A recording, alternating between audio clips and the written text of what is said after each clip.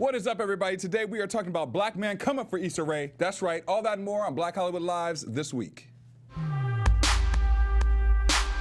You are tuned in to Black Hollywood Live this week. Distant lover,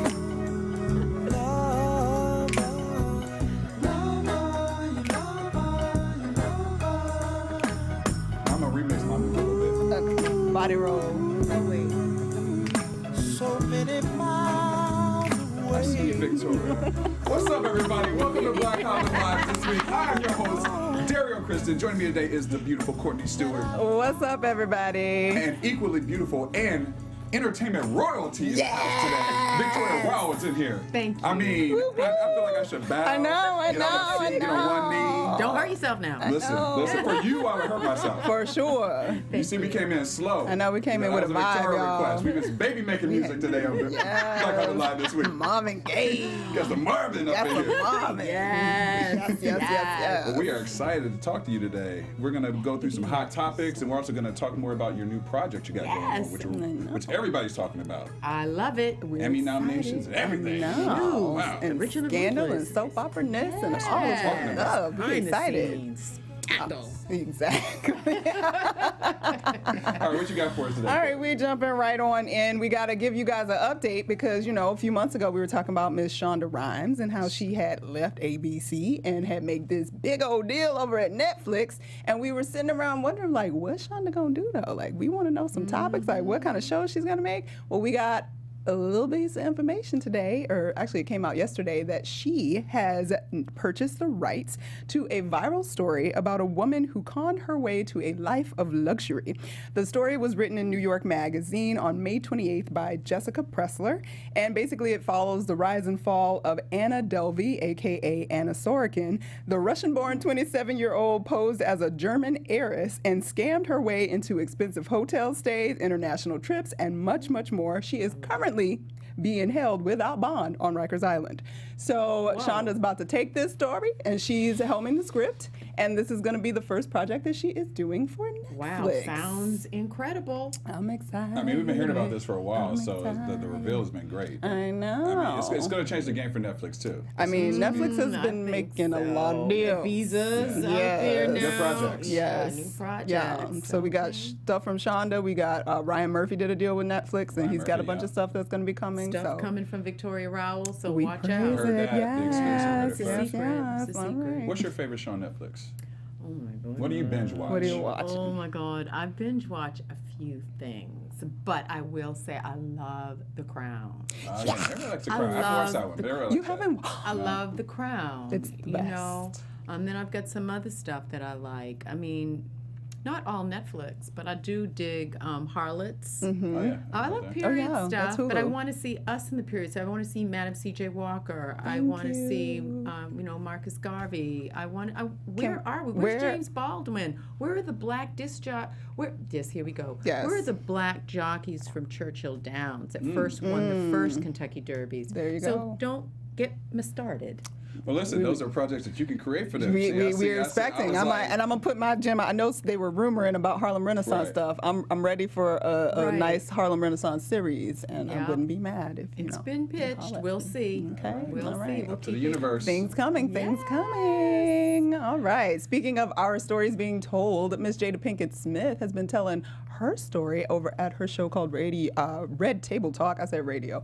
Red Table Talk. She's on Facebook Watch with the series. It launched in May, and she's had a 10-episode stint. She's in 6 episodes at this point, and this week she had a really interesting episode that got everybody chatting about a lot of things called sex. So Miss Jada, and for those of you that don't know, the show is basically a talk show with her mom, Ms. Adrienne Banfield, and her daughter Willow, who's 17 years old, and they sit around and they discuss a variety of issues. As I mentioned, this week it was sex, and people kind of got a little uncomfortable because Ms. Jada was very, very specific in her conversation this week, and quite revealing.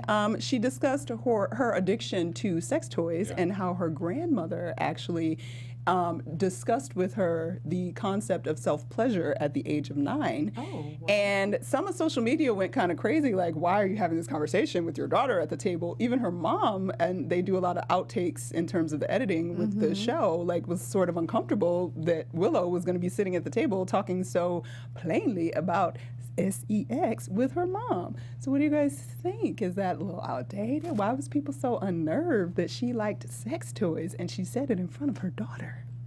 Well, I mean, Victoria, what do you think? You're a mom.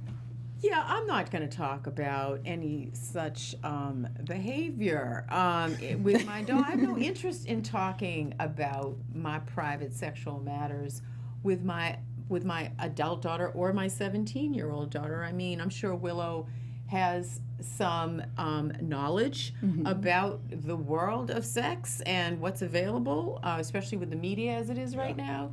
But I mean, that's Jada's decision. Yeah. And for whatever her reasoning is, she wanted to talk about it, and so she did. I think culturally, Black and brown people don't necessarily want to talk about flagrantly, openly about their sex proclivities. I think it can be an issue in our community, not talking about it at the same time. So I don't know. I'm just speaking from my personal perspective. I just wouldn't be talking about sex toys with either of my children. Yeah. I think it's a private matter. If they want to come to me and ask me a question or two, if I can answer, I don't know all those fandangle things out there. I like the real thing myself. But anyway, I appreciate that honesty. I mean, well, the funny thing is there was also another article that came out that said Willow had been interviewed and said that she had walked in on her parents having sex. So there's been a lot of discussions, just even with interviews asking her specific things. I mean, would I want to sit and talk about my mom's sex toys? Absolutely not. And I'm a very much adult man, Like so not. I'm going to go with not. No, TMI, no. you know what I mean?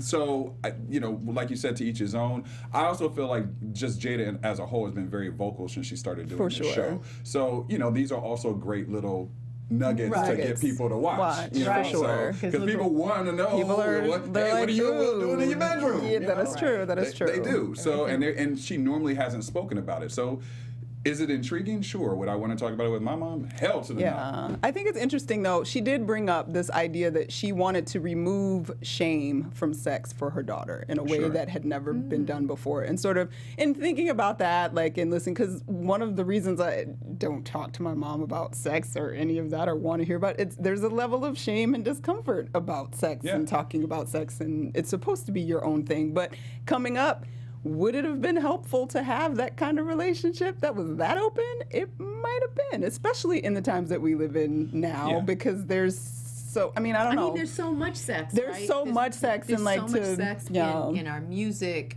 There's so much sex in programming. The media is sexualized. The editorial is sexualized. And so we shouldn't be shocked, I mean, by Jada having the conversation. It's just personal. Like, what do you want to talk about? To what degree will you have these conversations? But quite frankly, we live in a very, very sexualized world today. It's real. And I applaud her for, opening up the door for her daughter, because I also think there's a lot of misdirected kids who experiment with things just because their parents don't want to talk about it. And also because they have porn at their hand at like 6 years old. Like, look at your Instagram. There's 7-year-olds with phones that can get access to pornographic material at this point. So, yeah, I think it's cool that it's interesting to watch that whole situation happen. When you think in terms of porn, you have to look at the top tier newspapers and television news broadcasts. Their opening story is about Stormy Daniels. For sure. So, porn has been taken to another level in our nation, if not the world, due to this presidency. We can have a conversation now. It's fascinating. It's fascinating. But we have all of that in soap opera. Yeah. That's right. All of that is in soap opera. You want to get all of those details. All right, we're going to move on to our EUR Web Story Spotlight of the Week. EUR Web Story Spotlight of the week. Well, also making headlines this week is Byron Allen. He has been getting a little criticism because of a recent speech that he gave during a Black Enterprise conference, in which he said basically that, you know, they were asking him what's happened since he bought the Weather Channel. He bought the Weather Channel for $300 million a few months ago, which is, I mean, first Black man to own something on that level. And it's been, you know, a huge accomplishment. And obviously we know that he is the head of the Entertainment Studios founder, and he came from obviously the comedy world to being a TV personality to being an entrepreneur. Well, during this speech, he made this statement because he said, I don't want to play in the Negro League, I want to play in the global leagues. And he said that during the Black Enterprise Entrepreneur Summit in Charlotte, North Carolina. Now, people have been tweeting about it because they're like, okay, so you don't want to play in the Negro Leagues no more. You want to, you know, broaden your horizons. That's all good. But what about those other Negroes that you're leaving behind? What do you think about his statement that he made during this conference? I see the double entendre. Some people might say he could take it as though he's distancing himself from the Negro Leagues. But I think the overall comment is seen as he's growing his business. We all know he won his AT&T lawsuit. Yes, he did. You know, I'd like to think, and this is just me because I'm so pro-Black in front and behind the mic, in front and behind the camera, is that I want to believe that he's growing his company to include us the way that he went after Nate Parker's movie, but did not get that contract. I want to believe that he's about acquisitions, about Black content. I've had conversations with Byron. He's all business, and he wants 100 of everything. So I'm not mad at him. I don't know. You have to be careful where, you know, how you know. Language is very powerful. Very important. Language is very powerful, especially in our community, and we have an incredible opportunity right now for growth, for economic inclusion and growth right now. Absolutely. So I hope that, well, what's your thought about what he said? Co-sign on all of that. Because my biggest problem, I was like, okay, I get what you're trying to say, but the way you said it doesn't sound the greatest. Yeah. Like, you could just say, I'm ready to graduate and do bigger global things. Like, because playing in the Negro Leagues is condescension to because those of us that may be still playing in the Negro Leagues, and there's nothing wrong with that. And some people would argue that the fact that we don't support the Negro Leagues enough is why you have to go after things like the Weather Channel and things like that. And it was how we started in baseball, certainly, where prolific Black baseball players had an opportunity to play in the Negro Leagues. So, and there are ad infinitum other, whether it's, you know, Dance Theater of Harlem, or we could just go on and on in terms of all of these different types of leagues that had to be coined, whether it's NAACP or National Urban League. All of this had to be coined. But again, I think that had to be coined and founded to support us. I mean, that's how we got to the Soul Train Awards. That's how we got to the Image Awards, because we were excluded. Like, that's why we have these things. And so when you say stuff like that, other people also hear that and take that like, see, your own people don't even want to support the Negro Leagues. And especially at a time when things like HBCUs are struggling and need help. Like, we can't forget that they're still important and of value. Exactly. And I think he took the value off of it by saying that. I mean, I understand what he was saying, obviously. You know, but like you said, Victoria, there's a time and place for certain things. I don't think Black Enterprise was the place that he needed to make that particular statement. That way. Yeah. But do I understand about him wanting to grow and not just being put in one particular category and segment? And of course, in order to expand and grow, you have to expand and grow. Right. So I get what he's saying, and he's doing that very well. But on the flip side, you cannot forget where you came from. You can't forget those other people. And I think that culturally, unfortunately for us, and I may get criticized for this, I think a lot of times once we get to a certain place, we tend to we'll forget those things.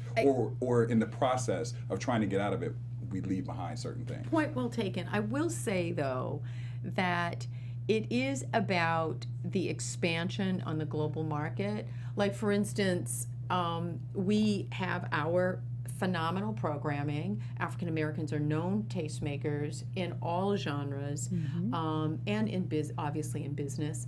And it is about expansion on the global market. Like, we do need to be at the Cannes Film Festival. We do need to be at Prince Albert's Television Awards. We do need to be at all of the main stages and at the pantheon of all things, the Olympics of all things in this global market. But at the same time, point taken, I believe, is that we also have to, most importantly, remember the root of who we are. Absolutely. And the nascence from which we've come. So, again, language. It matters. Language. It matters. Yes. Well, another person who's been criticized this week is our girl Issa Rae. As we know, we're approaching the third season of Insecure. Coming in August. The hit Insecure. Well, she made a little preview statement about people were asking her, hey, what's going to be part of season 3 and the whole makeup of the storyline. And she basically said it will discuss the toxic black masculinity subject. So people were like, whoa, they were going ham on social media, like, hold up, like, what do you mean? Are you criticizing black men? And it's always about the black man doing something wrong. Well, her co-star, Jay Ellis, issued a statement in social media saying, as a black man who is a part of Issa Rae's, #IssaRae, and the very diverse writing staff of Insecure's work, I'd have to say, shut the F up. By the way, pick up your pants. You're showing your toxicity now. That's a tongue twister. Toxicity. Toxicity. Yeah. Yeah. So he came to her defense. And what do you guys think about her statement? First of all, I mean, it was just she was just saying she wants to talk about black masculinity. We all know that is something that is a subject that probably should be more in the forefront of just conversation. And she just teased it, and people criticize her about it. So what do you think? I think that Hollywood likes to see black men in dresses to emasculate them all too often. And when you have people like Isaiah Washington and Dave Chappelle saying you're never going to put me in a dress, it is for that very political reason. White men that can't deal with black male masculinity. And this is not just in a contemporary space, but this is also prior. This is an issue that we really need to look at all the black leading actors that have been made to wear dresses, including Tyler Perry. And there is that. Now that's one compartment of the discussion. But we have to look at what we're feeding. And what we're agreeing to. And I come to the defense of the black male, certainly in Hollywood, whereas, we just saw with Chadwick, with the wild success of Black Panther, that for every 22 opportunities, he might get 1, or 11 opportunities, he might get 1, and 1 to win or fail. Yeah. So just from the entertainment standpoint, I mean, we haven't even gotten into the whole psychological drama of the enslavement of black men and all of that that baggage that comes with it. I defer to you. I mean, well, specifically with Issa Rae, that whole situation on social media was a mess, because there's always the assumption that if black women,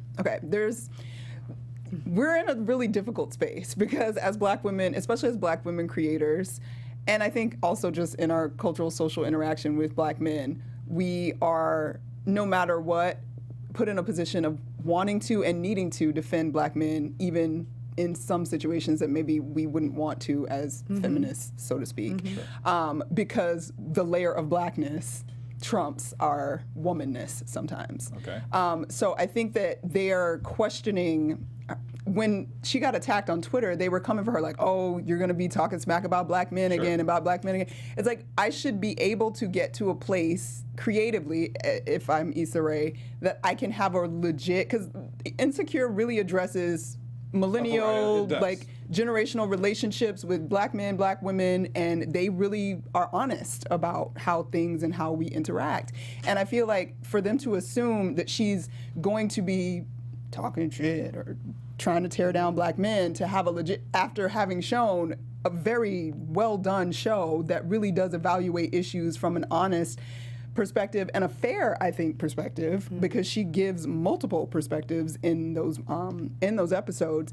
I think it's just black people jumping on a black woman again for coming for black men when she hasn't even expressed anything yet. She said we're discussing the toxicity of toxic black masculinity. So it makes me sad because I'm like, when are we going to get to I mean, I get it though, because in the other breath, you're like, as black people though, we still want to protect our black people, and you know, we're on the stage with white folks, and white folks are watching this show, and we don't want them to think that right, they're a major part of the audience. So you're still wanting to protect, but how as a creator, when do you ever get to be free of that and really just address the realness that you are living and experiencing and want to sort of dialogue about? I don't think you're ever free of it, especially if you're working for an HBO, because then the question becomes, are they dictating the notes? Do they want to see more of this? I mean, who's at the table that's black? Yeah. Right. Is it you know, who's on that? I mean, I don't know who's overseeing the show. Is it Francesca Orsi? Is it whatever? But you know, is there a black female executive or male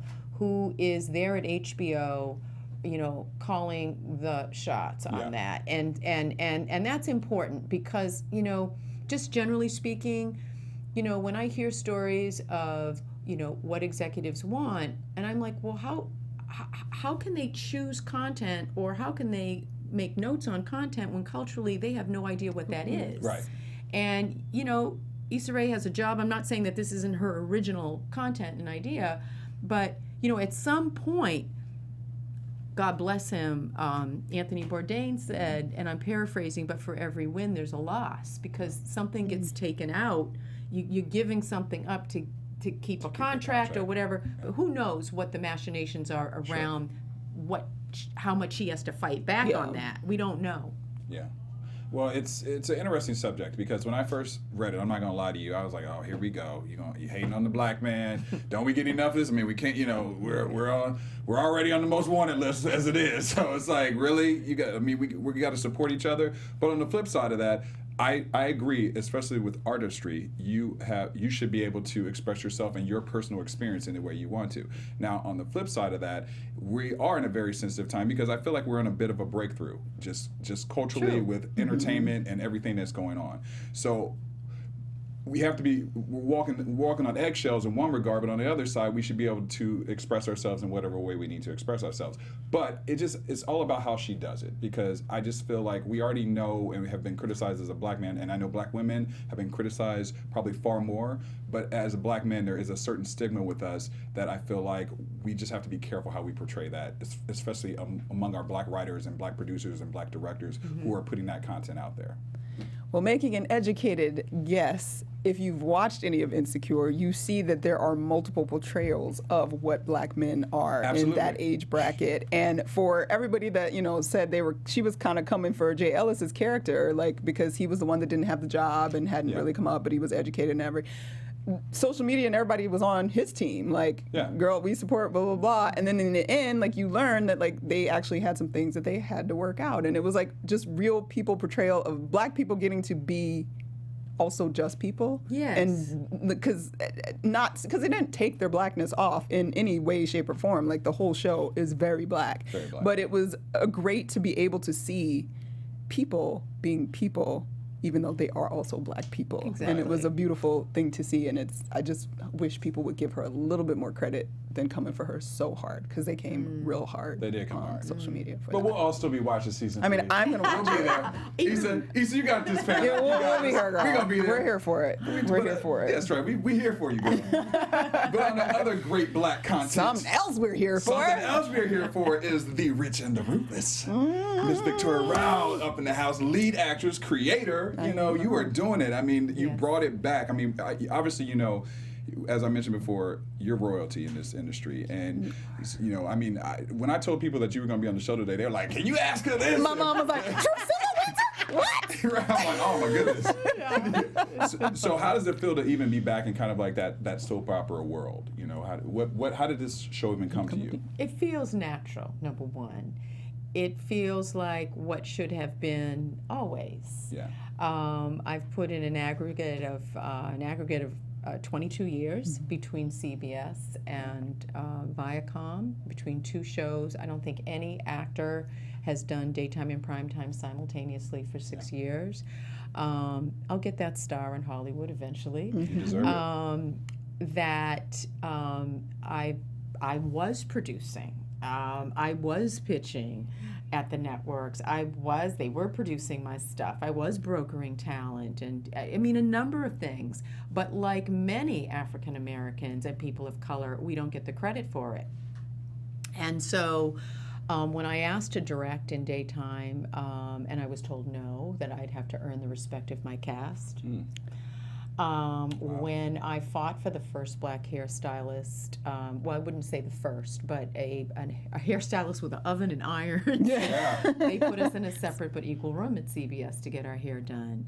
I had to go to CBS Government Affairs to get the first writer hired, and she's the only black writer that's ever been on the soap in 45 years. Wow. So only one. Wow. Only one. I work with Mark Morial, President Mark Morial at the National Urban League. So my work wasn't only in front of the camera but behind, and I always knew that soap operas had spin-offs. I didn't see that there was going to be a pathway to The Winters. Yeah. I saw so many brilliant black actors and actresses. When you go all the way back into the history, Ruby Dee started in soap opera. Ozzie Davis, so many. And Ellen Hawley. And I thought, my God, I have an audience. So I started with the books with Simon & Schuster, Secrets of a Soap Opera Diva, and another, and began developing my fictitious show, The Rich and the Ruthless. And I knew that if I were the executive producer at the wheel, I would be able to control the absence of color behind the camera, which is breathtaking. I've done the science. There's over 600 years of on-air radio, starting in the 1930s, soap opera. Yep. And at the advent of television, over 600 years of U.S. airtime and 0 African-American executive producers in all of that time. Wow. And the other, department heads, I mean, you name it. It's just extraordinary. To be proud of having one of anything is abysmal. Yeah. So I got this soap opera. I raised funds from private equity and shot it on spec with the wonderful Keith Smith, Black DP, and I presented it to RLJ Entertainment and UMC TV. And it was a go from Bob Johnson, and nobody knows how to change the paradigm more than Bob Johnson. That's absolutely, he's the king. Certain. He gave me a shot, and the rest is history. We dropped our second season today. Yep, today. And we just got picked up for a third season. Congratulations. All right, yes. Well, we have a little clip for the season 2 trailer right here. Yay. Congratulations on your Image Award for The Rich and the Ruthless. We're all one big happy family on my soap opera. On behalf of the network, we would like to purchase The Rich and the Ruthless, so you and Kitty can retire gracefully. And action.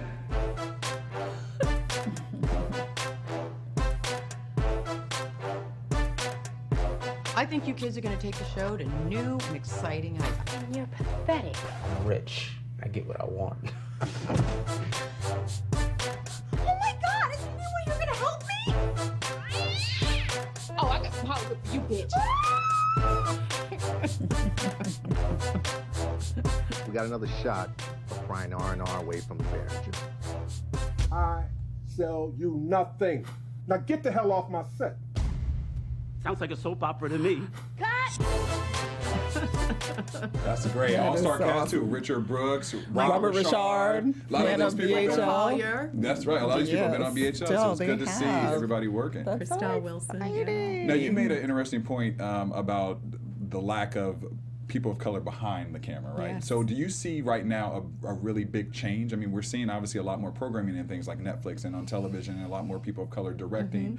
Ava and Oprah's doing so many more projects and opening opportunities for young female and male directors and actors. Are you seeing that change as you're working in the industry? And do you think it's gonna plateau, or we're gonna go to the next level? I see the change. I just don't want the industry to pin the success on the same 5 people or 4 people. They need to cast the net wider. And as the industry has cast the net wider out of necessity, so that we have all these extraordinary platforms, from Netflix to Apple to UMC TV to Amazon. I mean, we have YouTube. I mean, YouTube won an Emmy. I mean, Yes. it really makes a difference that the that the net be cast as wide as possible so that as much content available out there is seen. And so, some of these studios, a lot of these studios have a mountain of money to spend. Yes, they do. And stars. And so we need that net. Yeah. I can't underscore that enough. All of the shows, all the beautiful content that is provided by OWN and by Oprah is good, and Shonda's content gets us Viola Davis's content. All of this is fantastic. I just hope that the industry continues to give as many opportunities as possible. Let us come in and pitch. Yeah. We may not have the Winfrey last name, but we have content that is comparable. Yeah. That's sort of you kind of already answered this a little bit, but there's been a little bit of conversation about things like BET. Why does black entertainment television still exist? And if we're still putting stuff over there, then we're not actually breaking through anything. No, we're doing what we've already done. No, because and what have BET you. is owned by Sumner Redstone. Exactly. Who's a 90-plus-year-old white Jewish man in Massachusetts. And, that is the black entertainment television, and that is the truth. Yeah. So how do you see, in terms of with pitching and things like that, do you think that we just need to continue to build networks like UMC and more and more of those things, like Byron buying everything and just doing that? Yes, or education. is it we need to figure out how to really break down the doors in CBS and get in there, and because that's where the sort of standard is? Well, look, if the networks the audience is shrinking, right? They're hanging on by their cuticles to keep the audience. And the audience has changed. They don't want to watch something at precisely a particular time. They're watching it on their devices. Millennials are driving the industry, and younger. And so they want to watch programming on their devices. And that is a fact. Also, we have to think beyond the walls of the United States. First of all, we were supposed to drink the Kool-Aid that we were not franchisable. We were not able to be distributed out there in the world. And of course, we know that anyone that is distributing, such as a company such as Sony, to over 100 countries, and when people are rushing you at the Washington, D.C. airport from the Congo, from Hungary, that you resonate with all audiences. So that said, as content providers, as producers, we have to think about moving out into those other spaces overseas and pitching. Instead of buying the flashy car and the fancy shoes, and you got to get this, that, and a third, save your money, buy a ticket, go to the producers overseas, meet at those television and film festivals, go to the book messe in Germany. You have to think outside the box in terms of not only the content, but also there are investors over there that are interested in our content and see it as a viable investment. And not only would you get a foreign distribution deal, but you can also get your foreign distribution deal in reverse, a la Josephine Baker.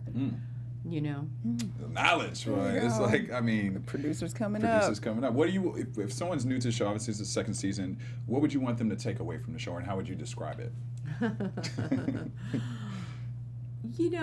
The takeaway is the struggle. You laugh out loud, but you may shed a tear. Okay. Because it's about the struggle of this black couple that has been working their entire lives. It's like a cross section of, let's say, a Bob Johnson and other pioneers in television and radio, like Ambassador Andrew Young and all that he has done. And it's this cross section of this black educated couple that is determined to break into Hollywood no matter what. And they have competitive content, but they're always getting a boot heel on their neck from the network, not giving them their just due. Treating them as second class. So I want the audience to look at the words between the lines that aren't, Okay. you know, look at the subtext of what this show is. Take away that, but also take away the laughter and the intrigue and, you know, what it takes to run a soap opera with 30 characters, because Yeah. we do 64 pages a day in network television soap opera. The hardest work. is Soap stars. wild. 64 pages a day. So, you know, the wheels come off the rails. They Yeah. can't come off the rails. There's lots going on. So there's lots of drama.